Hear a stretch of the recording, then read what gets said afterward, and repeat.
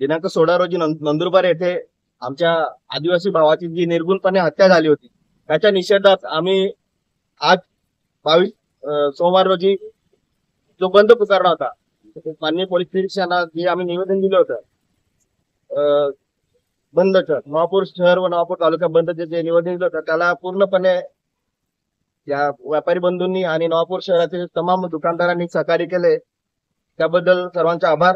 जय आदिवासी. कडकडीत बंद. नवापूर आदिवासी समाजाचा प्रचंड संताप. नंदुरबार येथील जयेश राजू वडवे यांचा निर्घृण खुनाचा तीव्र निषेध नोंदवत सोमवार दिनांक 22 सप्टेंबर रोजी नवापूर शहर संपूर्णपणे बंद ठेवण्यात आले. आंदोलनाला आदिवासी समाजासोबत व्यापारी वर्गानेही मनापासून प्रतिसाद दिलाय. मंगळवार दिनांक 16 सप्टेंबर रोजी जयेश वडवे यांच्यावर नंदुरबार येथील सिंधी कॉलनी परिसरात जीवघेणा हल्ला करण्यात आला.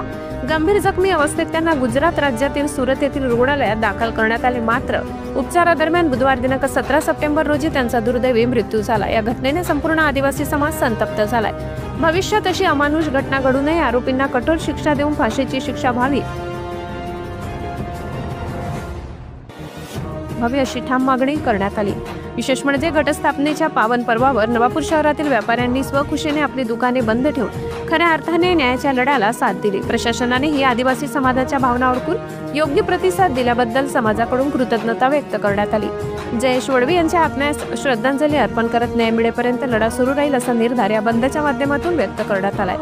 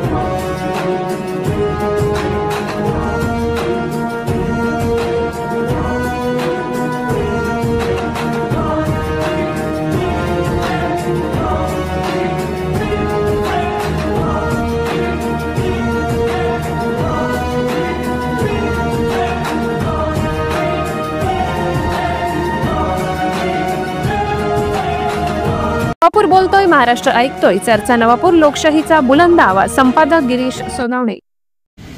जे नंदुरबारला जे गुन्ह्याचा प्रकार घडला त्याच्या निषेधार्थ आम्ही जे शनिवारी पोलीस स्टेशनला जे निवेदन दिले होते की 22 तारखेला सोमवार रोजी नवापूर बंद, त्याला पूर्णपणे साथ मिळाली आहे. म्हणून आम्ही व्यापारी वर्गांचं व पोलीस प्रशासनाचं आभारी आहे. आज घटस्थापनेचा दिवस आहे, तरी पूर्ण प्रकार आम्हाला नागरिकांचा व व्यापारी लोकांचा साथ मिळाला म्हणून त्यांचं मनापासून आभार मानतो.